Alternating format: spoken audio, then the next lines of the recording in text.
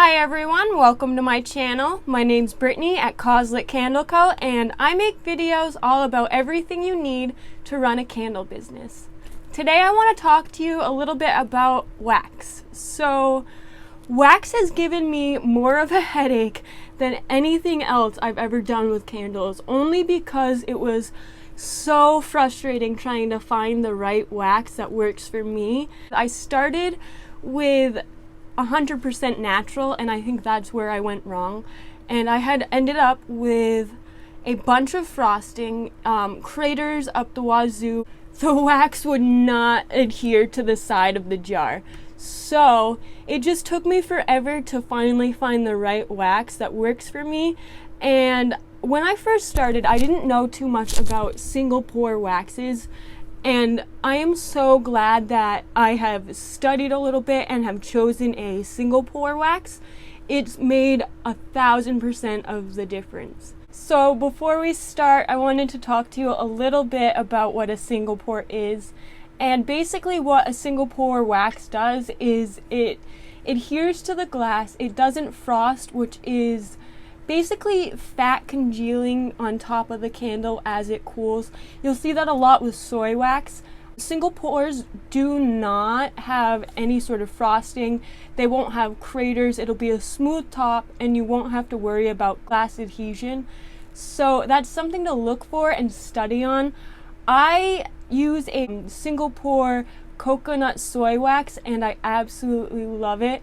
I love the hot throw, I love the cold throw. I don't have any problems with frosting at all, no craters, and it always adheres to the glass every single time. So ever since I started doing it that way, it has absolutely changed my life. So with a single pour, it's not going to be 100% soy wax or natural wax. So there are additives, it's not going to be 100% one wax. So with soy wax, it's really finicky. So when you add something like beeswax or coconut wax or even paraffin wax, it changes the whole game. A lot of these waxes have different melting points as well, which is something you want to look for, and pouring temperatures as well. So those are very, very important. Wick stickers can be really hard to stick to the jar. Alcohol does help with that. However, you want to be mindful that when you're pouring that wax, if you're pouring it at a 200-degree pour temp, you want to make sure that wax isn't going to take those wick stickers up. So that's one thing you have to be very careful for. You want to give those wick stickers a good tug before you start. Another very popular wax is beeswax, and it is very expensive, but it's a little bit easier to work with than something like soy wax. It's a lot firmer than coconut wax, which is actually very, very soft. One downfall of beeswax though is that when it cools, it can crack. And when you're taking a heat gun to that crack, it's really hard. You have to basically tilt the candle side to side just to fill that crack. And it can be kind of a headache. And because it's so expensive, if you're mixing it with other waxes, it's gonna hike up the price so much. A lot of people will use paraffin wax because of how easy it is to work with. The hot and cold throw is always there. However, there is harmful chemicals inside the wax, so you want to be aware of that when you're starting out. Soy and coconut wax are clean burning, which is also a bright side. I don't think there are really any negative aspects to coconut wax other than the price point. But if you do get coconut wax, it is easier to sell just because of the coconut label. But when I was looking up my waxes online, I was comparing different price points and different types of waxes from one to another, and I found there weren't a lot of pictures up on websites of what the candles look like. So I started going on Amazon and looking up the same wax just so I could look at the reviews and see what the pictures look like of the tops, and I found the perfect wax doing it like that. I highly recommend you doing it that way if you're just starting out and you don't want to buy like 20 different waxes, that just seems a little bit ridiculous. So having a picture as reference is huge, especially with this business.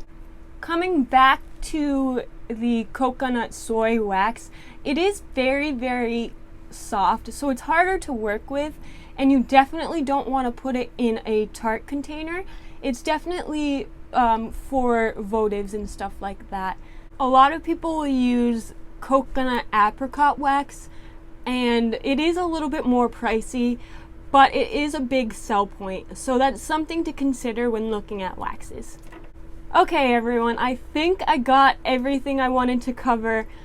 Wax can be very, very complicated, but once you get your wax right, you fall in love with it, I promise. It's very important that you know what you're working with.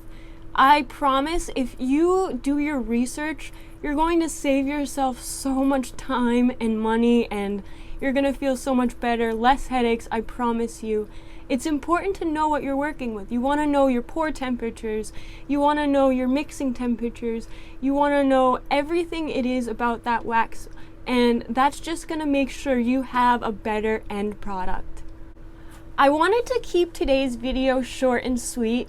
I have been absolutely crazy busy trying to get everything ready for launch, which should be within this week. I had a business meeting a couple of days ago with a local vendor, and I will be having my candles inside a store very soon. So if you guys want to see a video on that, just give this video a quick like and leave a little comment, and I'll do that for you. I'm also getting my DBA tomorrow, so I'm going to be posting a video about how I did that, and then everything that was on the form, everything I did to get it. So if you want to see that, just subscribe, and if you enjoyed this video, give it a like, give me a little comment, just so I can see what's working and what isn't working. I would really, really appreciate the feedback, guys. So I hope you guys have a wonderful day, and I really hope to see you guys next time. All right, bye.